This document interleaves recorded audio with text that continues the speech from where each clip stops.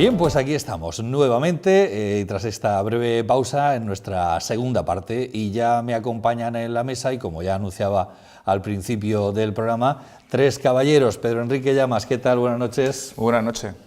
Bienvenido. Muchísimas gracias. José Antonio Gallego, buenas noches. Buenas noches, bien hallados. Y bienvenido también. Aquí estamos. Luis Martínez Reche, ¿qué tal? Buenas noches. Hola, buenas noches, Jorge. Y bienvenido también. Encantado. ¿Qué traes ahí? ¿Qué llevas? ¿Qué tienes ahí puesto?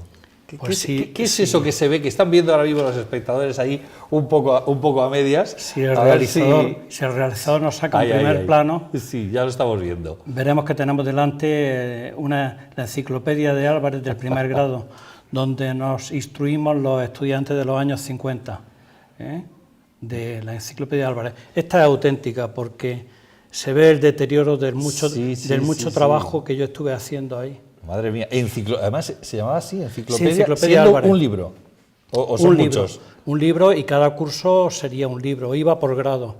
Entonces esto sería de lo más elemental.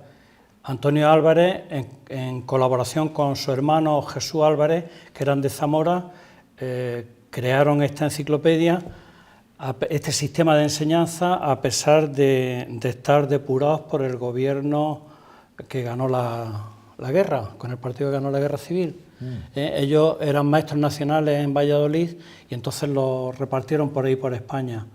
Se casaron, Jesús Álvarez, que era el que hacía los cuadernillos de ejercicio, tuvo dos hijas y él vino a vivir a Caravaca, entre otros pueblos de Murcia. Y una hija se casó con un sastre de Caravaca que tuvo una hija y otro hijo, y la hija es amiga nuestra de la pandilla. Me regaló no sino otra nueva totalmente. O sea, esa es la anécdota, que los Álvarez de alguna forma son cercanos a nosotros. A la región de Murcia. Sí. Ah, muy bien. Oye, pues mira, qué curioso, ¿no? Sí, sí. Anécdota curiosa. En fin, como curioso es lo que ha pasado hoy, no sé si os habéis enterado vosotros esta mañana, en el Valle de los Caídos, que últimamente está tan en boca de todos, que ha entrado un señor y se ha puesto a pintar la lápida de la tumba de Franco, con una paloma y una leyenda en la que ha puesto por la libertad. ¿Qué os parece esto que está pasando con el Valle de los Caídos? Porque ya nos da pie pues, un poco a hablar de todo esto, y empezamos por aquí, aunque luego aterricemos en cosas mucho más locales. Bueno, esto es una astracanada de un señor que ha querido pues tener unos minutos de gloria, y lo que pasa es que ha contado con la complicidad de muchas cámaras televisivas. Yo cuando lo veía, la repetición que han hecho en las diferentes cadenas, recordaba lo que hay ahora, un acuerdo entre todas las televisiones que retransmiten partidos de fútbol, y aquel que se tira al campo, desnudo o no desnudo, ya no lo sacan, no le dan ni ese minuto de gloria, porque este señor dice que era artista. Pues me imagino que a partir de ahora se sabrá que era artista. Antes pues no se sabe. Sí, era un anónimo. Independientemente de eso, pues a mí me parece pues un acto fuera de lugar, y que se está dando pábulo a que ocurran estas cosas por la inoperancia de los poderes públicos, que no son capaces de resolver ese problema que hay con el enterramiento de Franco, porque hay intereses creados para que se haga muy rápido, e intereses creados para que no se haga nunca, e intereses creados para poner todos los obstáculos del mundo. Con lo cual, la solución en el próximo capítulo. Pues sí, todavía quedarán más capítulos. A ver, ¿qué os parece? ¿Opiniones al respecto? Ya que está el tema sobre la mesa. Pedro. Pues yo, la verdad es que yo cuando lo he visto, ¿por la libertad de qué?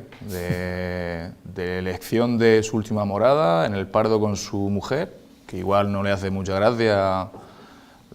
No sé si está en la Almudena. No sé lo que yo sé o lo que he leído realmente es que están barajándose la Almudena. Hoy precisamente lo comentaba, ¿no? que las líneas editoriales de ciertos periódicos hablan de que el Vaticano está a favor en unos periódicos, y en otros que el Vaticano se posiciona en contra de que la Almudena sea el receptor de, yo creo que un arma de doble filo. Y sin embargo lo que parece claro es que se lava las manos, es decir, que el Vaticano ni opina al respecto.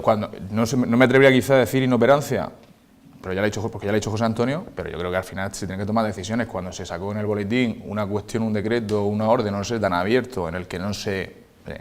hay una ley que cumplir, no se ha justificado con que no es un fallecido en la guerra, Francisco Franco, pues tendrán que tomar decisiones, incluso prohibir lugares donde pueda generarse en un futuro pues manifestaciones.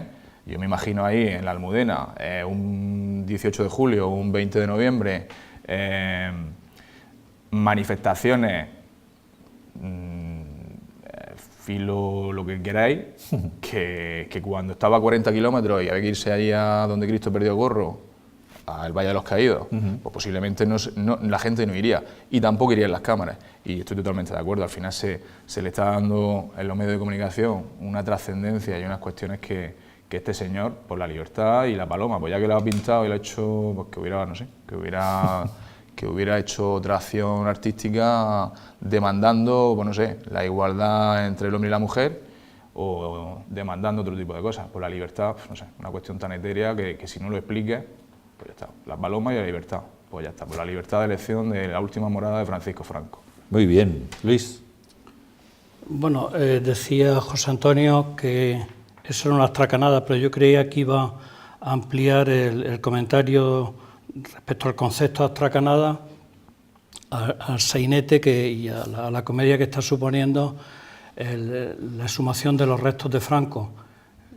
Algunas veces me hace gracia esto, porque si entonces lo hubieran incinerado se había acabado todo el problema. Es decir, si en el 75 lo incineran y hubieran aventado las cenizas, pues se había acabado esto.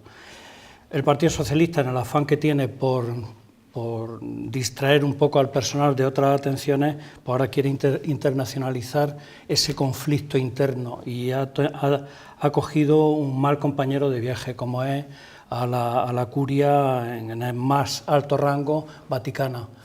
Es decir, y entonces parece ser que ha sido una metedura de pata en todos los aspectos, tanto en el sistema a seguir para entrevistarse con el primer ministro vaticanista, como es Pietro Perlini o como se llame, e incluso pues la indumentaria propia que llevaba la vicepresidenta del gobierno. Todo ha sido una metedura de pata continua y se creía que se iba a traer un compromiso firme de Roma tomando partido por lo que hacer con los restos de Franco, y no ha sido así, ha sido todo lo contrario.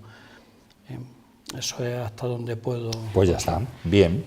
Bueno, en cualquier caso, de todos he sabido que, bueno, y así se le ha calificado, Franco fue un dictador y ahora se está calificando a otro dictador, en este caso, pues nos vamos hasta Brasil, pero que bueno, algo que parecía que estaba ocurriendo solamente en la vieja Europa, pues está llegando también hasta Sudamérica, en este caso, pues eligiendo como presidente a, bueno, pues dirigentes de extrema derecha.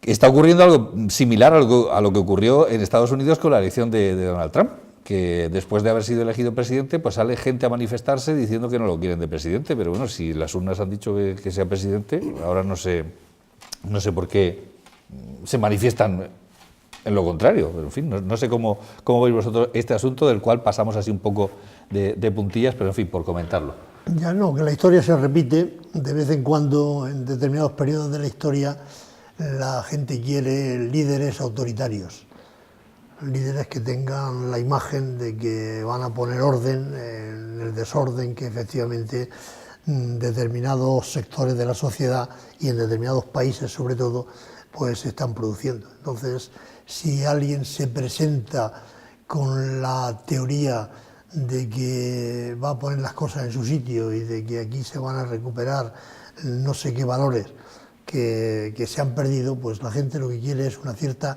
seguridad, porque la inseguridad es lo peor que existe, que es el gran peligro que tiene la libertad siempre, es que a veces lleva pareja la inseguridad y la gente a veces prima y quiere la seguridad por encima incluso de la libertad. Vivan las caenas, decía aquel. Más opiniones al respecto, del orden que queráis, ¿eh? O sea... Yo mismo, Venga, Pedro. Estaba pensando a veces pues, que ha ocurrido en otras épocas de la historia, ¿no? Esos cambios, esa dualidad, ¿no? Del gobierno conservador, se pasa al gobierno de izquierda y en función de cómo nos va, Brasil viene de unos gobiernos populistas con Lula da Silva y que ha salido rana, que todos pensábamos que podía ser cuando se elige, todos confiamos, la gran madre mía, salvación, Brasil, ¿no? la gran salvación de Brasil y de América del Sur, va a ser un modelo, y se ha visto que muchas veces si no se tienen unos valores personales muy consolidados, pues a veces quizás se pueda pensar que el poder corrompe. Y yo confío en que muchas veces, incluso en este tipo de gobiernos en el que no podamos estar de acuerdo con ellos a priori, sobre que al final hay unos preceptos legislativos que todos los países tienen de cumplir, y Brasil es un país democrático. Y lo que tú dices, o sea, ha elegido democráticamente, pero bueno, que salgan como si fuese 1970 a celebrarlo en las calles como si fuese otra época, pues la verdad es que te sorprende. Quizás el hartaco, ¿no?, de la inseguridad de las grandes ciudades en Brasil, de las diferencias sociales tan bárbaras que existen, y lógicamente a lo mejor de una época de bonanza económica que ha tenido Brasil en los últimos quizás 2 décadas, en las que no se ha sabido hacer un trabajo. Espacios con las favelas dominados por el narcotráfico. Yo quiero pensar que este gobierno, que posiblemente no compartimos sus ideales o su ideología inicialmente, esté sujeto por unas políticas y unas leyes, un marco legislativo que garantice los derechos humanos de todo brasileño. Y sí, que es triste que América del Sur, que siempre muchas veces el romanticismo, ¿no?, de esos gobiernos en pro de los derechos del pueblo y todas esas cuestiones, pues que ahora se caiga en manos de este tipo de partidos ultraderechistas, que seguramente tienen un discurso vacío, y que en Estados Unidos, pues bueno, está Trump, que muchas veces se ejemplifica como el no modelo de gobernador, pero luego tiene que haber también, ¿no?, el antagonista. Y el antagonista, quiero recordar que era Obama, que se dio el premio Nobel de la Paz, y no sé qué nos solucionó a nivel mundial Obama. O sea que al final también hay que poner en cuarentena todos los éxitos de todos esos gobiernos. Pero bueno, ya está, lo veremos, ¿no? Seguramente solamente con la óptica del periodista o de los medios de comunicación, que muchas veces no nos contarán toda la verdad.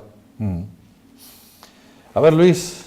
Hombre, yo la opinión que me merece el traer aquí la figura de Jair Bolsonaro es que en los movimientos políticos de las naciones avanzadas se sabe que son pendulares, es decir, en el bipartidismo unas veces ganan las elecciones unos y otras veces otros, pero no es casual que actualmente en los países más demócratas esté ocurriendo que haya un rechazo casi frontal a los partidos tradicionales y la gente opte por soluciones populistas.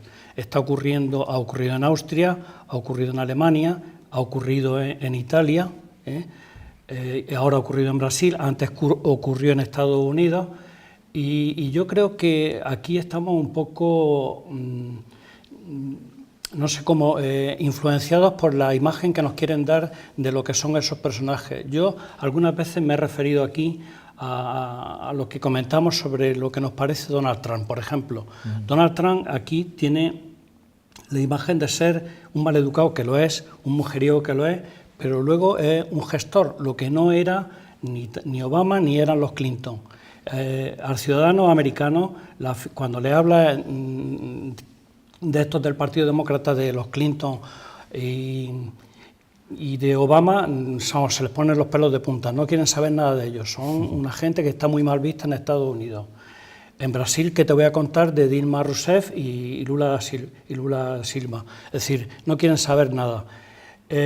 Aquí en España, cuando el movimiento 15M, que nos estaban ofreciendo unas expectativas de futuro de cambio extraordinario, la gente se fijó sus esperanzas en Podemos y en lo que significaba ese movimiento. Pero yo no veo que sea tan exagerada la cosa. Yo estoy oyendo, ayer mismo me gusta ver el programa este de gastronomía de Antena 3, y entonces estaba diciendo que Bolsonaro era hasta católico, es decir, como si fuera una cosa, es dictador, es machista, no le gustan los homosexuales y es católico y tal. Es decir, creo que se exagera un poco la cuestión esta. Bueno, seguimos con nombres propios más próximos y cercanos. Habéis escuchado, y ahora lo analizamos, las palabras del exalcalde Francisco Jódar, refiriéndose a Alberto Garre, y que dice que intenta aprovecharse de los afectados por el terremoto, prometiendo solucionar lo que no fue capaz como presidente de la Comunidad Autónoma de Murcia. Afirma que queda patente que lo que sí ha sabido arreglar y solucionar ha sido su propia cuenta corriente, garantizándose una pensión vitalicia de más de 600 euros al mes. Aquí el diputado regional Paco Jódar pues arremete y de qué manera contra Garre, que es el líder de esa nueva formación política que concurre a las próximas elecciones municipales y autonómicas. Somos, me parece que recordar que es el nombre del partido que ha fundado Alberto Garre. ¿Qué os parecen estas manifestaciones del exalcalde de Lorca y qué trasfondo le veis a estas manifestaciones? Si es que desde el Partido Popular se está viendo, digamos, la amenaza de Somos más que de otras formaciones políticas, y a lo mejor es el momento de intentar visualizarlo, no sé. Yo lo has dicho últimamente, que está clarísimo, estamos en campaña electoral, es un tema absolutamente electoral.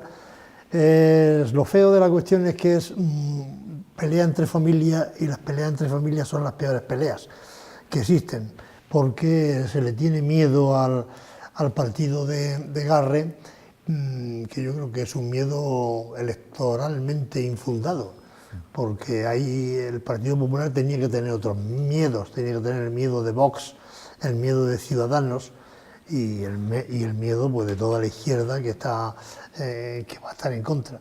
A mí no me parecen afortunadas las peleas entre familias políticas, porque eso conduce al desencanto de la ciudadanía, que ahora de cara a estas elecciones pues lo que necesita son elementos positivos para movilizarse positivamente, valga la redundancia, para intentar votar de una manera que sea constructiva y que sea absolutamente válida para los intereses de cada población, ya que estamos en elecciones locales. Hay que tener en cuenta, sin embargo, que estas elecciones regionales y luego municipales, sobre todo las regionales, cuentan con un mapa distinto. Va a haber una circunscripción única, y la circunscripción única es muy traicionera, en el sentido de que votos que antes se perdían por los rincones de los restos de las candidaturas, ahora mismo se van a poder aunar en un solo rincón, digamos, y eso puede dar algún susto a algunos de los que ahora mismo pues pretenden que... O sea que las cuentas hay que hacerlas de otra manera. Las cuentas hay que hacerlas de otra manera, y va a ser, a nivel de Lorca, pues yo no creo que tenga incidencia, porque muchos políticos son los que han querido hacerse la foto con los afectados por los terremotos, y muchos son los que han pasado por el salón de sesiones donde estaban encerrados, que son los verdaderos héroes, los verdaderos artífices de lo que han conseguido, aunque, como bien dicen ellos, hay que esperar a que eso que está firmado, que no dudo de la buena intención, después no haya algunos recovecos, porque luego vienen los funcionarios, altos funcionarios, expertos en materia jurídica, vienen con la rebaja. Y entonces dicen, no, esta no puede ser por esto no puede ser por aquello, esto no puede ser por lo que sea. Por mucho que el político quiera, y por mucho que haya una ley en la Asamblea Regional, por mucho que se haya acordado de que se paralicen los embargos, de que todo eso. Al final, Hacienda somos todos, pero unos son más Hacienda que otros. Bueno, son varios los temas que están aquí planteados, que acaba de sacar también José Antonio Gallego, y bueno, pues están en la mesa. Luis. Yo le veo poco recorrido a ese partido político, le veo poco recorrido. Y efectivamente lo que va a contribuir en vísperas electorales es crear unas expectativas, pero muy diseminadas, y lo que va a conseguir es que se repartan aún más los cargos electos. Es decir, no le veo futuro, y creo que con los representantes que hay de la derecha o de los partidos de derecha es suficiente. Otro partido de derecha en la región de Murcia creo que no tiene futuro. Este partido Somos, yo creo que tenía un viso más regionalista, quizás. Bien, puede ser una variante del populismo que yo hacía referencia antes, es decir, que esté vendiendo cosas que hacen falta, que cree unas expectativas y que cierta parte del electorado vaya a votarlo, ¿sabe? Entonces, con eso lo que va a hacer es fraccionar aún más a los partidos de derecha, porque aquí participarán, supongo yo, PP, Ciudadanos y Vox en Murcia. Ya son 3. Si este se presenta, pues 4 partidos de derecha. Eso van a tocar a poco. No le veo gran recorrido, pero bueno, el hombre, según decían, había hecho sus sondeos de opinión, sobre todo en el campo de Cartagena, y parece que tenía bastantes adeptos. Creo que no se ha tirado a la piscina, y de luego Francisco Jodar se columpia un poco. Si dice que va a ganar algo más de 600 euros, ¿son 600 o son 6.000? Pues por 600 euros tampoco creo que merezca la pena tirarse así. Vamos, no lo veo. Vale. Ahora seguiremos hablando también lógicamente, de los afectados por los terremotos, que es también un poco por lo que ha surgido todo esto. Pedro, al respecto de esas manifestaciones, y yo decía, yo os preguntaba así en concreto, si es que veis que el Partido Popular teme a Somos, digamos. Bueno, por ordenar mi reflexión sobre las preguntas, cuando se habla de sueldos o pensiones públicas bien ganadas, creo que hay que retrotraerse a la hemeroteca y que cada palo aguante su vela respecto a los sueldos públicos que se cobran en la administración y desempeñando cargos públicos. Creo que esos 600 euros de los que se refiere en relación a Alberto Garre, creo que les corresponden por su servicio, y él decía o defendía que se lo había ganado en su legislatura y que la ley que se había sacado a él no le afectaba porque no tenía carácter retroactivo, y que esos 600 euros son lógicamente suyos.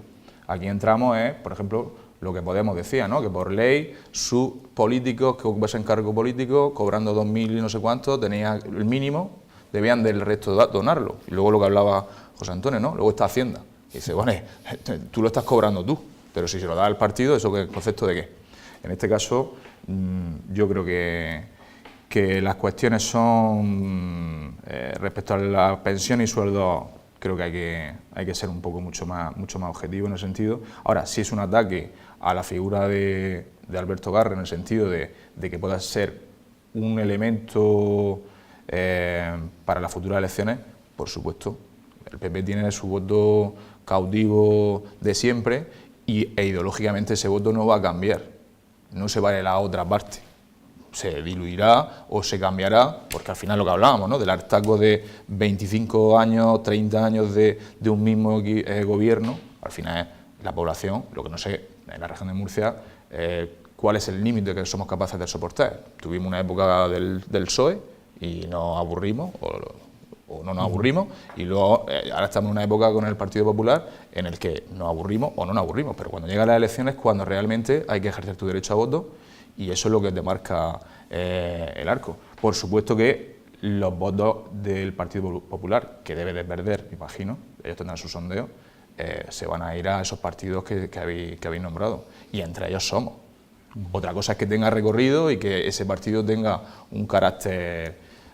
creo que fue José Antonio en otros programas anteriores, ¿no? de si los partidos localistas, los partidos regionalistas tenían recorrido, y me decía, es que no tiene en esta sociedad en la que estamos, al final, cuando hay políticas globales... Salvo Cataluña y el País Vasco, ¿no? Sí, la aspiración en estos casos, que no confesable, es llegar a ser bisagra. Es decir, Claro. que saquen uno o dos Efectivamente. y eso les sirva para poder negociar y coger poder. Claro. Es decir, eso es una copia, un reflejo de lo que ocurre con los nacionalistas.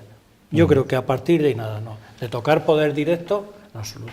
Pero que aquí, lógicamente, no vamos a tener esas... Lo que está pasando en Cartagena con el ayuntamiento, es decir, que es una merienda de enero, que se reparten los cargos cada 2 años, es decir, cosas así, mangoneo, que no...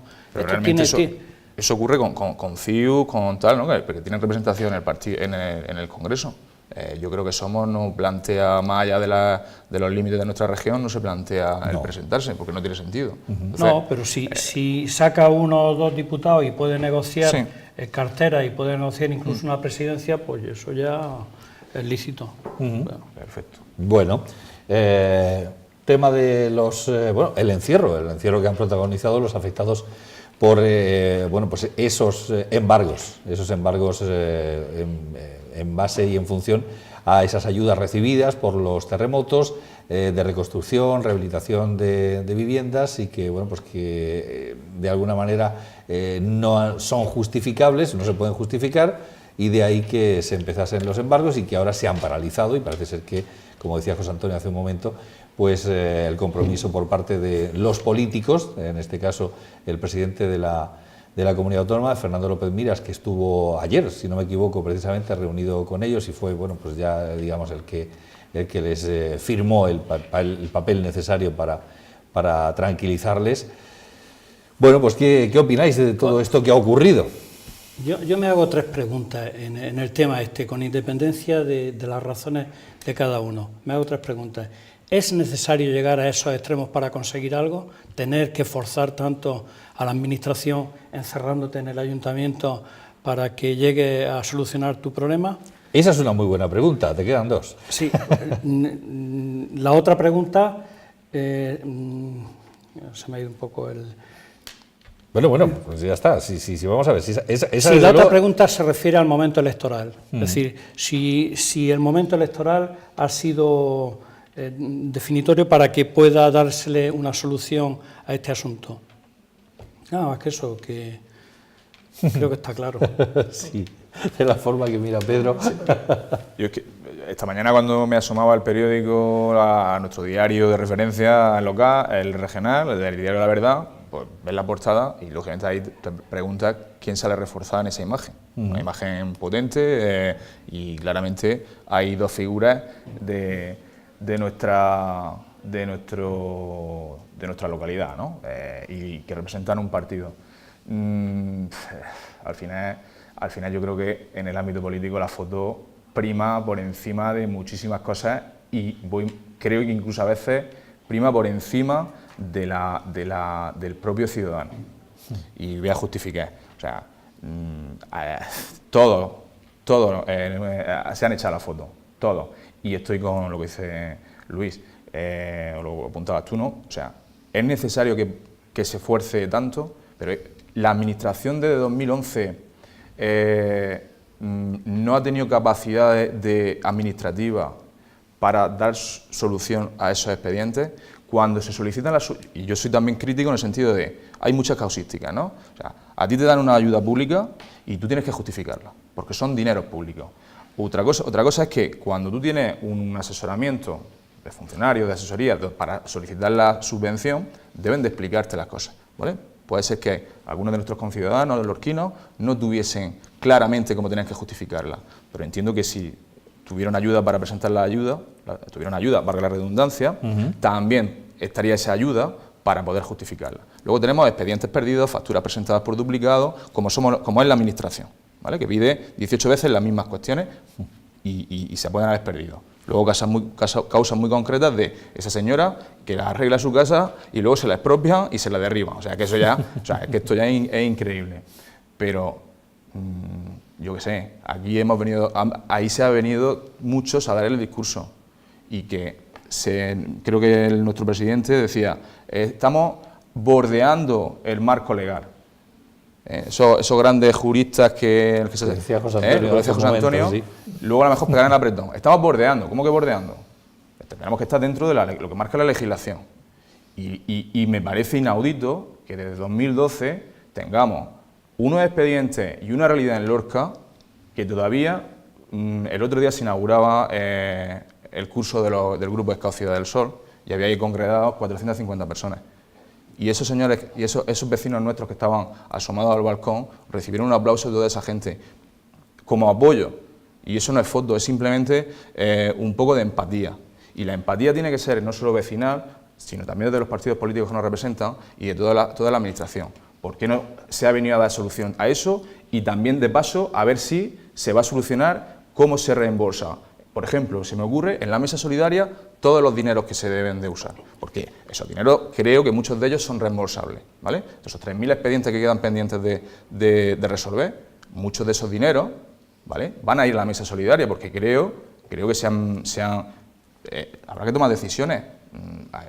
Si se viene simplemente a dar respuesta a los expedientes que quedan, pues también se puede ir más allá y decir, tenemos todos estos frentes abiertos relacionados con el terremoto en esta cuestión de las ayudas públicas y vamos a darle solución así, así y así. En la calle está la leyenda urbana, ¿no?, de que sean cuantías económicas que por parte de la comunidad se han mantenido en caja para tener una liquidez cuando realmente los presupuestos y en tal iban destinados a esas cuestiones. Yo al final no sé quién tiene razón y volvemos a lo de siempre. Tenemos a los políticos que defienden sus cuestiones de su partido y estamos en plena campaña ya. O sea, ya tenemos el pistoletazo de salida y faltan todavía para mayo del 2019. Estamos en octubre, 31 de octubre. Jolín, aquí todo ahora mismo, desde hoy hasta mayo, todo es electoral. Bueno, teniendo en cuenta que la Navidad cada vez empieza antes, tampoco es de extrañar. Sí, José Antonio. La presión ciudadana es necesaria. Lástima que no sea nada que por temas de estos muy sangrantes. Yo lo decía aquí el otro día en esta misma emisora, que había sido la tormenta perfecta, porque se habían unido de diferentes administraciones las desconexiones, el que cada una ha ido por su lado, y entonces al final el pobre ciudadano pagano, pues no se ha enterado. Parece ser que ahora eso se quiere solucionar con algo que se ha dicho aquí muchas veces, y yo lo he dicho creo alguna vez que otra, y es que hacía falta una oficina que centralizara todos los temas del terremoto, pero todos los temas administrativos, no ya los temas constructivos o alguna otra cuestión, pero los temas administrativos, porque al intervenir tantas administraciones, la estatal, la regional, la local, pues iban a haber esas disfunciones que están habiendo ahora. Y yo todavía tengo la desesperanza de que sigan esas desconexiones, porque Hacienda va a ir por su cuenta. A esa ya pueden venir leyes de la Asamblea Regional, decretos de la presidencia del Gobierno regional o peticiones del Ayuntamiento que se van a ir por su cuenta. Y el expediente saldrá cuando ellos crean que tiene que salir el expediente o según dice la ley tal, del apartado tal, del capítulo tal. Todo muy legal, pero al final el que lo paga es el pobre que ha ido ahí. El otro día me fue una mujer a buscarme, todavía se creen algunos que yo puedo solucionar algunas cosas. Una pobrecita mujer, bajita ella, tal, y, pero si yo fui, cuando me concedieron la ayuda, fui a la caja de ahorros y le dije que devolvieran el dinero, que no la quería. Y ahora me piden 700 euros de intereses. ¿Qué le puedes decir a esa pobre mujer? Y es un caso, como otros muchos que hay por ahí. Por lo tanto, ojalá se centralice todo en esa oficina que se dice que va a haber ahora y que se amplíen con funcionarios dedicados a eso y sobre todo que esos funcionarios pues, luego al final traten bien a la gente, porque se cansa uno a veces de que le hagan peticiones absurdas que vienen muchas veces del desconocimiento que se tiene de la legislación, pero que todo el mundo necesita una respuesta adecuada a su cultura. Dejémoslo así. Muy bien. Bueno, más cosas. Ha habido pleno municipal en Lorca y, entre otras, se ha aprobado por unanimidad, bueno, pues por ejemplo lo de la ayuda, que esto ya, pues lo que estábamos hablando, a los afectados por los terremotos, y también, por ejemplo, una moción conjunta de todos los grupos municipales sobre la constitución e incorporación del municipio de Lorca a la Asociación Red Europea de las Celebraciones de Semana Santa y Pascua, y la aprobación del proyecto de estatutos de la misma. También por unanimidad moción del Grupo Socialista con propuestas necesarias para enriquecer la oferta cultural de la ciudad. Aprobado el primer acuerdo, bueno, ya hubo una aprobación del tercer acuerdo por unanimidad en cuanto a la oferta cultural de la ciudad. Más cosas que se aprobaron por unanimidad, pues por ejemplo una moción de Izquierda Unida que hablaba sobre la crisis de la factoría Copbox en Lorca y el sector secundario, algo de lo que me parece que llegamos a hablar en esta mesa. También se solicita por parte de Izquierda Unida, y también ha sido aprobado, que sea sede Lorca de un centro temático de la Unión Europea contra la sequía y la desertificación. También se ha aprobado otra moción de Izquierda Unida relativa al impuesto de actos jurídicos documentados en relación con las hipotecas e implantación del ayuntamiento en defensa de los ciudadanos. Y también las medidas encaminadas a evitar la despoblación de las pedanías altas de Lorca. Esto es un hecho que evidentemente, bueno, pues tendrán que plantearse muy bien nuestros políticos y ver, no sé, qué mecanismos se pueden poner en marcha para tratar de revertir esta tendencia que es la de la despoblación de las pedanías altas.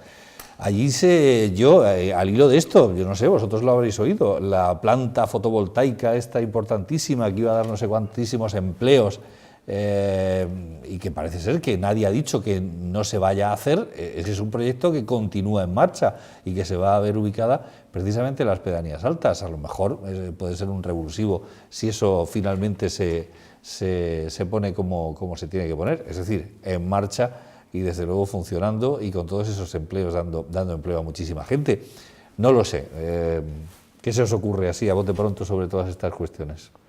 No, el asunto de las pedanías altas es algo que viene paulatinamente planteándose en los últimos años, en las últimas décadas, diría, porque efectivamente se ha producido un despoblamiento de aquella zona porque no hay trabajo. El trabajo está en otros sitios. Ha habido pequeños intentos, desde las famosas canteras hasta las plantaciones que se han puesto en determinados puntos de la zona, hasta la conversión de algunas pequeñas factorías que había de plantas medicinales en alguna otra cosa, hasta el viñedo en la zona de Coy y Avilés y tal, que conseguimos en un tiempo que entrara dentro de la denominación de origen de vino Bullas, etcétera. Pero la verdad es que son recursos muy limitados, porque no existe todavía la posibilidad de que haya pues una perspectiva de trabajo sostenible, permanente, es decir, que pueda en el tiempo, y la gente pues cuando está viendo su futuro, planteándose su futuro, pues lo que ocurre es que busca irse a otro sitio, ponerse en otro sitio, porque también los recursos de la zona son bastante limitados. Se intentó en su momento también el famoso tema de las ayudas a la agricultura de montaña, pero también tiene pues, sus limitaciones por el clima, por la baja publicidad, ya lo diré. La lluvia, vamos. La lluvia, sí. Y entonces el tema es que no tiene, como digo, un desarrollo que sea sostenible en el tiempo, porque los recursos paisajísticos son estupendos, pero limitados. El turismo rural tiene su clientela, pero también limitada. Y en ese aspecto, pues, el futuro tiene que ser de los que tengan la capacidad imaginativa de buscar qué se puede implantar en las pedanías altas para fijar la población. Yo, sinceramente, no lo sé. ¿Alguna idea? Pues con permiso de Luis, voy a poner un ejemplo de lo que supuestamente ahora mismo hay abierto una ayuda para ayudas de alquiler y adquisición de vivienda, que termina el 13 de noviembre, que supuestamente llevan 1 año y medio, ese plan interministerial, el plan de vivienda, a 3 años, en el que se iba, cuando se habla del tema político, ¿no?, se ha cacareado que se iban a poder recibir hasta un máximo de 10.800 euros los jóvenes menores de 35 años para adquirir una vivienda. Y la información estaba ahí. Cuando se concreta eso en el decreto y en la orden, resulta que solo los municipios con menos de 5.000 habitantes tienen acceso. Y yo me pregunto, si en la región de Murcia quizá el 5 o 10% de los municipios, de los 40 y tantos que son, tiene menos de 5.000 habitantes, ¿cómo es posible que la parte correspondiente de nuestra cuota que nos representa en ese ámbito no diga que la realidad de la región de Murcia no permite ese tipo de ayuda? ¿Cómo? Y es más, y se ha justificado que no sea para municipios mayores para todos los municipios, para fijar la población juvenil en los ámbitos rurales. ¿Qué pasa? Que aquí no tenemos nosotros pedanías con jóvenes para fijar el ámbito, porque creo que... Claro, pero no tienen ayuntamiento propio, digamos. Pero bueno, vamos a hablar en ese de núcleos poblacionales. Exacto. ¿Vale? Porque ese sería el matiz importante, o sea, que yo me voy de campamento a mi pueblo en verano y me encuentro un ayuntamiento con 150 habitantes. Y ese ayuntamiento, ese municipio, con todo el derecho del mundo, tiene una ayuda hasta 10.800 euros para adquirir una vivienda. Y mi pedanía, que tiene 3 veces más, sus jóvenes no tienen derecho. Pues eso es una falta de lo que hablaba José Antonio y que estamos todos aquí, de la no conexión entre las administraciones y tantos estudios y tantas cuestiones de la realidad. Al final, ese tipo de ayudas concretas pues, no te llega aquí. Al final podemos estar... yo soy constantemente... todos esos estudios que se hacen de realidad, de que vamos a plan de injerencia, proyectos a 3 años, de no sé cuánto, que si la renovación, los futuros nichos de trabajo en el ámbito rural, los nuevos yacimientos de empleo... ¿Pero se ha puesto algún plan, algún proyecto en marcha? Hemos estado un montón de años viviendo de la ayuda europea, ¿vale? De la famosa PAC, esa se nos va a terminar pronto. Yo no sé cómo vamos a fijar. Lo único que me consuela es que, igual que se hablaban del tema de la cuestión pendular, que antes la población rural se iba a las ciudades, ahora nos demos cuenta, los que vivimos en el casco urbano, en las ciudades, que es insufrible vivir en un casco urbano, en una ciudad. Y volvamos al ámbito rural, para ganar calidad de vida. Y nosotros hay que reconocer que si tiene una ventaja Lorca o la región de Murcia, es que, y a lo mejor seguramente los que sufren esas realidades me den la comunicación. O sea, realmente tenemos una buena infraestructura. No estamos como por ahí en Asturias, en Cantabria, que los pueblecicos se quedan abandonados, caen 4 gotas y se quedan incomunicados. Nosotros podemos vivir en una pedanía nuestra y poder desplazarnos con una suficiente calidad al casco urbano y apenas hay 35 o 40 minutos. Luego están los servicios médicos, el acceso a un hospital de calidad, un Rafael Méndez que nos pueda, un servicio de ambulancia, todas esas cuestiones que aquí en tu programa hablas muchas veces, ¿vale? Sí. Que nos garantizarían el fijar esa población. Lógicamente, si tú tienes la población fijada en tu población, en tu pedanía, ya se nos ocurrirá cómo vivir. Porque lógicamente no vamos a crear puestos de trabajo cuando la población se ha ido a otro sitio a buscar. Claro. Entonces, primero, yo creo que a lo mejor es todo un compendio, ¿no? El fijar la población, pero no solo prometiendo ayuda, no solo elucubrando proyectos futuros que luego ninguno se ejecuta, sino realmente tomar la gente que está allí, que tomen parte. Y muchas veces la ayuda económica solamente no cuenta. Sí, tendría que ser algo más. Luis, ¿algo al respecto? No, bueno, yo creo que todavía no se ha llegado al punto ese del rechazo frontal a vivir en una ciudad debido a la mala calidad de vida que tiene. O sea, cuando se tome conciencia de que se vive en el campo y se puede vivir en el campo, me refiero en un pueblo, porque lo que está pasando, el despoblamiento de las pedanías altas, no es privativo de aquí de Lorca. Es decir, lo que ha comentado Pedro, que ocurre en Asturias y Galicia, ocurre sobre todo en el centro de España, en Castilla y León. Pero es que en Andalucía cualquier pueblo también pierde habitantes a marchas forzadas. Yo creo que hay una cosa clave, que es la imaginación para hacer trabajos que no tienen nada que ver con los trabajos tradicionales. Claro. Es decir, el otro día en un programa de televisión, uno que lleva Jesús Calleja, Volando Voy, no sé, se encontraban en un pueblo de Asturias y encontraba una familia, un tío que era un gigantón, que se dedicaba a la doma de caballos. Había formado una familia, su mujer y 4 o 5 hijos. Podía hacer trabajo agrícola, de albañil, de pintura, es decir, hace falta gente. Por supuesto, la atracción que se tiene sobre una gran ciudad es irresistible en cuanto al cine, atracciones, oferta cultural, etcétera. Pero es que en los ayuntamientos modernos que surgieron ahora ya en periodo democrático tienes de todo. Tienes centros de salud, tienes unas instalaciones deportivas extraordinarias, tienes gente que te hace una oferta cultural extraordinaria, bibliotecas, tienes de todo prácticamente. Lo único es amoldarte a ese sistema de vida y desde luego garantizo que tiene mucha más calidad que estar viviendo en una ciudad donde está demostrado que los índices de contaminación se cargan gente a porrillo. Pero hay que optar por esa forma de vida y todavía yo creo que no hemos llegado a desesperarnos. Seguimos insistiendo en venir aquí, seguir moviéndonos con los coches, etcétera, etcétera. Creo que ese no es el futuro. En fin, bueno, pues así está la cuestión.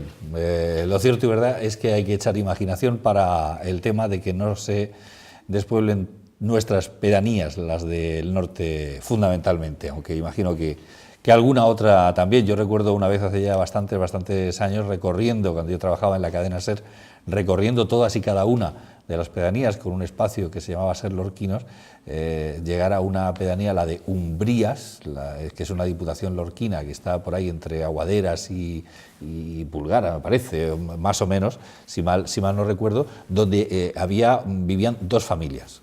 O sea, en aquella pedanía vivían 2 familias y que además estaban peleadas, o sea que eran malos vecinos, no se llevaban del todo bien. Hay un desconocimiento por parte de la mayoría de la gente que vive en Lorca de sus pedanías, Es decir, saber dónde están, qué ofrecen y más o menos los habitantes que tienen y tal. Sí, eso yo se lo he oído comentar muchas veces al actual concejal de turismo, a Paco Montiel, aquello de darle más vidilla a lo que es el turismo interior para los propios lorquinos, ya no solamente...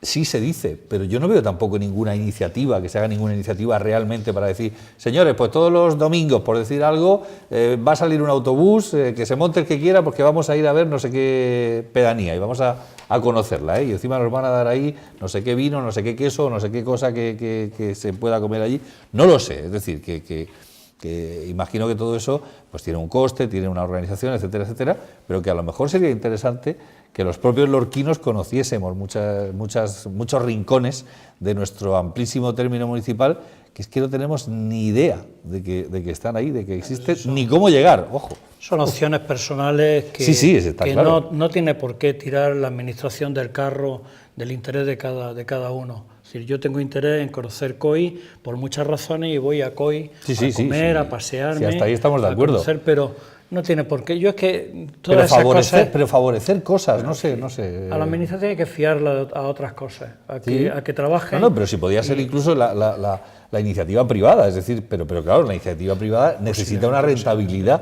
en lo que hace, ¿no? O sea, yo no sé si se siguen haciendo los campamentos de verano de COI. No, se dejaron de hacer. Pues era desde luego tenía una proyección, porque era internacional, tenía una proyección extraordinaria. Pues se dejaron de hacer. Se ha recuperado. El campo del voluntariado, ahí en ese ámbito, se ha recuperado este año, se ha recuperado el campo arqueológico. El arqueológico era inicialmente en el Cerro de las Viñas, que creo que lo dirigía una catedrática. De hecho, nuestro director de nuestro museo arqueológico, Andrés, ha estado. Después se cambia del arqueológico al de recuperación de fachada, luego se hace un de animación sociocultural y este año ha habido. Pero también digo, ¿por qué solo COI? ¿Por qué no el resto de Por el albergue, más que nada porque hay un albergue allí, claro. Sí, la historia es que al final, por ejemplo, la enciclopedia de Álvarez, tenemos editoriales, esa enciclopedia ha educado seguramente a 4 o 5 generaciones y no han tenido que cambiar los libros. Ahora tenemos unas editoriales que supuestamente tienen unos contenidos grandísimos de que son locales, son de la región, hay contenido.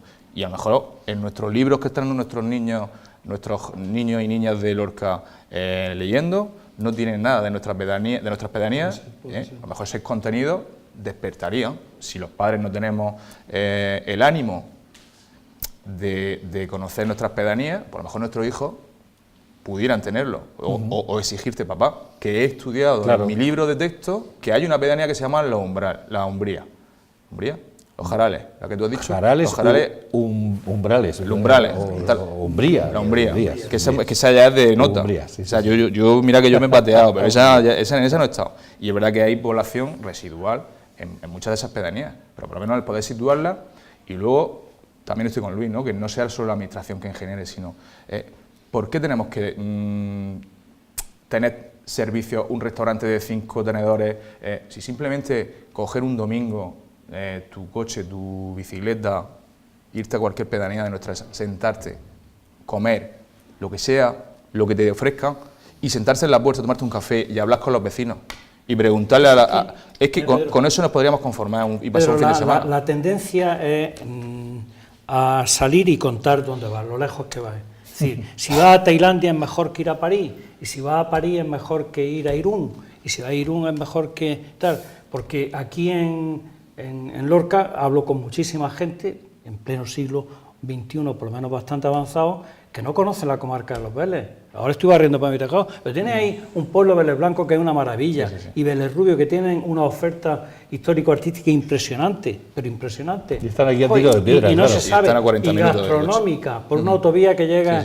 en media hora o menos. Joder, conoce tu entorno antes que irte a Tailandia o a Vietnam, a pique de que te secuestren. Bueno, es que ir a por ahí. Vélez Rubio y a nuestras pedanías no necesitas pedir un préstamo y tirarte todo un año pagando el viaje efectivamente, que vende por las redes sociales el nivel de exposición, ¿no?, de nuestra vida privada. O sea, yo me voy a comer y disfruto de un arroz hecho por una señora que me sale de la cocina y me dice, Nenico, ¿cómo estás? Y me creo que es mi abuela. Eso no está valorado. O sea, lo que está valorado es poner iba a decir una mierda de plato, perdóname, un plato minimalista, que los que sean gourmet, pues está perfecto, pero nosotros estamos educados en otras cuestiones. Y eso yo creo que se debe de valorar. Y que una cosa no tiene que quitar la otra. Perfecto, que yo que también quiero vivir la experiencia de un cubierto de 200 euros. Claro. Y no me quiero morir sin gastarme 200 euros en irme sin cenar. Luego le diré a mi madre, mamá, prepárame algo que mira, que me he gastado 200 euros y no he cenado. Pues sí. Bueno, estamos ya en la recta final del programa y como yo decía al principio, estamos en esa noche especial, víspera de Todos los Santos, y que bueno, pues desde los Estados Unidos nos llegó esta fiesta, la celebración de Halloween. Otros años hemos hablado también de esta fiesta aquí. Yo no sé si hemos coincidido algún año también con alguno de vosotros en esta víspera o en esta noche de Halloween, pero bueno, sí me gustaría comentar este fenómeno, porque se ha convertido en un auténtico fenómeno social que imagino que fundamentalmente a través de los más pequeños de las casas pues han ido viendo en las series de televisión americanas y en las películas y demás, pues lo que hacían los chavales de allí y bueno, pues por imitación evidentemente pues se ha implantado aquí y de qué manera. No sé, ¿cómo lo veis, José Antonio? A mí me parece bien todo lo que sea jolgorio y fiesta, y sobre todo el quitarle a la muerte ese aspecto que tiene tan triste y tan tétrico, y que, bueno, pues se convierte al final en una celebración romántica, festiva y festivalera, con lo cual a mí me parece, muy bien. No te engañes, Halloween no es una fiesta de diversión y tal. Cuando llega un niño a tu casa te preguntan susto o muerte. Es decir, lo que trata... Hombre, truco o trato. Truco o trato, susto o muerte. Sí. Pero bueno. Entonces lo que trata es de desmitificar la muerte, pero sin perderla de vista. Es una fiesta pagana que viene de los países celtas. Es decir, lo que no me gusta es que sigue siendo otra forma de colonizar de ciertos países nuestras tradiciones y nuestras costumbres. No me gusta. llegar a ese punto. Es que es Halloween, es luego el guerrero, los Reyes Magos y el Papá Noel y el otro, y no, coño, tenemos nuestras propias tradiciones y culturas que vienen de muchos años. Sí, estás diciendo lo mismo que yo he querido decir, quizá con menos fineza que quede en Estados Unidos, ¿no? Pero que la fiesta no tiene fronteras. Eso no lo vas a quitar nunca del medio.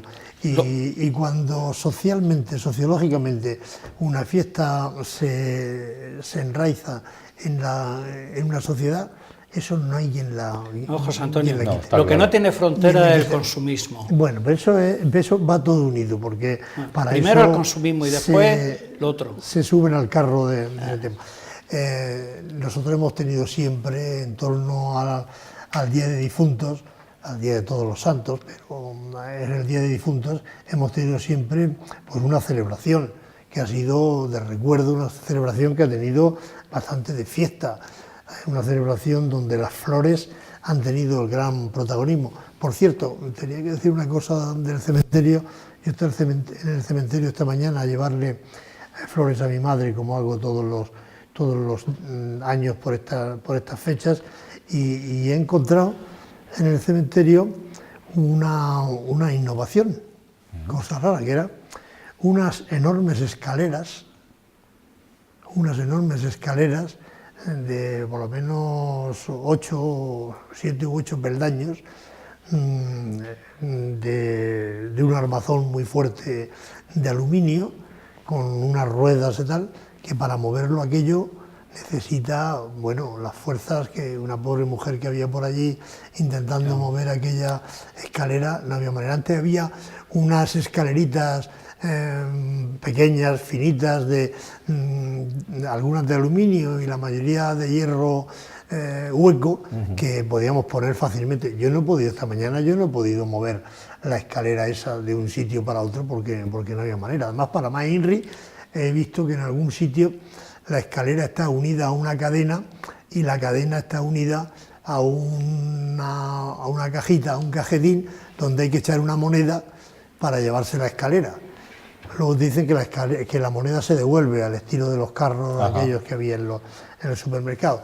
Pero a mí me ha parecido una barbaridad que, queriendo quizá hacer con la sana intención de hacer una cosa buena, y a veces lo mejor es enemigo de lo bueno, pues han hecho que las escaleras esas no hay quien las utilice. Esas conducen al cielo. Estaban mejor, esas utilizan al cielo porque a algunos se lo va a caer encima, claro. Porque aquello es que no había manera de moverlo. Han hecho definitivo. Entonces, pues eso es la anécdota de esta mañana. Pues está mismo bien, está bien apuntada. Así que el que vaya al cementerio a poner flores, que se lleve ayuda, porque yo no he podido mover. O se lleve su propio perigallo, ¿no? Yo no he podido mover la escalera esta mañana. Está bien. Pedro, tú que estás tan en contacto con la infancia, además. Sí. Pues tenemos que entonar nuestro mea culpa de que también nosotros, cuando no ha coincidido el sábado cercano, pues se ha utilizado como medio de animación el que vayan disfrazados. Estas semanas de programación lo hablábamos, ¿no? Que comenzábamos el curso, la Ronda Solar de los Scouts, y yo les decía, jolín, también está México, que hace una... Sí, a través además de la película Coco esta... Correcto, una puesta en... pues no sé... pues iba a decir puesta en valor, una festividad de la muerte en el que van la familia a comer con sus difuntos y se pasan el día allí y beben y también se disfrazan. Pero México no es Estados Unidos. Correcto, pero bueno, yo sé que tenemos en Lorca Halloween, tenemos el día de San Patricio, ¿vale? Y lógicamente los centros educativos y las entidades que trabajamos con las cuestiones educativas y infancia y juventud son excusas perfectas. Pero igual, en esa cuestión de la globalización, en el que nos llega todo, pues a lo mejor también hay que descubrir otro tipo de festividades. Y yo creo que el Día de los Difuntos está puesto por nuestra Iglesia Católica, Apostólica y Romana porque coincidían con fiestas paganas. Como casi todas las fiestas religiosas, ¿vale? Claro. Entonces, pues bueno, lógicamente celtas, íberos, tenemos todo una tradición tribal, histórica, que al final no deja de ser una cuestión consustancial al ser humano, que es pues, la muerte, la vida y esa línea, ¿no?, del miedo. Pero sí, posiblemente por el tema de las escaleras, y ya uniendo el tema de los miedos, igual esas escaleras que son mucho más seguras es porque igual se ha caído alguna señora con esos perigallos que había, y la responsabilidad patrimonial del cementerio, que entiendo que también será municipal, pues entonces ya es de la Iglesia. Sí. Por eso digo, yo, en Lorca no hay ningún cementerio municipal. y Y hay por lo menos 8 o 10 cementerios. me quería lanzar ahí. ¿Y la sala de la autopsia no es municipal? La sala de la La que hay autopsia dentro de- está cedida, pero no es municipal. No, Vaya. El cementerio no es... ¿Y por qué iba yo a hacer cosas allí? El cementerio... ¿Por qué me mandaba Porque allí? querrías. La noche de los difuntos, Luis. Pero no era... No. Aquello estaba peor que una película de miedo. Eso digo que... Cuando ¿Por yo qué? conocí la sala de la autopsia, Porque no por conociste- encargo del por- señor alcalde, Porque no conociste el anterior. Pero no, bueno. sí, seguramente esa era la anterior, porque utilizaban los berbiquí y tal, eran manuales, no había corriente. La corriente estaba a 125 y de vez en cuando saltaban chispas. Entonces el médico forense tenía que coger sus aparatos y abrir a mano. Fui por encargo del señor alcalde entonces. Madre mía. Sí. Y Eso dije, era terrorífico, ¿no? alguna inconveniencia y esa es la tercera vez que se me llamó la atención. La otra, no. Bueno, Auténticamente terrorífico, ¿no? Terrorífico totalmente. Que es lo que toca hoy. Y no- Que al final entonces esa escalera seguro que es por el tema de la responsabilidad, porque si se cae alguien, el de arriba, el altísimo, no será responsable subsidiario del accidente. Es decir, que la Iglesia ha puesto una escalera en condiciones para que no pueda demandarle por la rotura de una cadera de cualquiera de los que vayamos allí a subirnos a la quinta planta a poner flores. Solamente nos acordamos vísperas de... Entonces, ¿qué? ¿De la los iglesia el difuntos. cementerio? todos los cementerios de Lorca son parroquiales. Pues Todos. me he confundido con el de Almería. Almería es cementerio municipal de San José. Pero bueno, se están haciendo mejoras, ¿no? Porque mi esposa también fue hace unos días. Siempre se ha y está ayudado. en contacto. Siempre se ha ayudado y se ha subvencionado para que se amplíen cementerios y para que se decenten y todas esas cosas y tal. Yo me acuerdo que en una pedanía pidieron dinero al ayuntamiento para ampliar el cementerio. Yo dije que eso no era municipal y no se podía hacer. Digo, de todas formas, sería capaz de poner desde el ayuntamiento lo mismo que pusieron los vecinos. Pues tal no dijera. Porque pusieron mucho. Pusieron muchísimo y tuvimos que gastarnos un pastón en ampliar un cementerio que yo creo que tienen para toda la... Iba a decir para toda la vida, no, para toda la Para muerte. Pues Tuvieron un interesante gran- anécdota. Nos tenemos que ir, a ver, vamos acabando. Por echarte un capote, por reconducir y cerrar, 11 de mayo, terremoto, Vic, patrimonio artístico-cultural. En nuestro cementerio también hay elementos artísticos dañados. Y a lo mejor no sé en qué estado están, ni si hay ayudas para rehabilitar eso.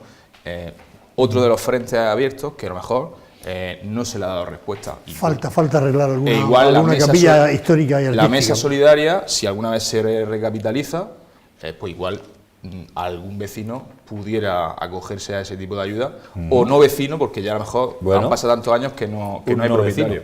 Apuntado queda, Pedro, en cualquier caso, apuntado queda.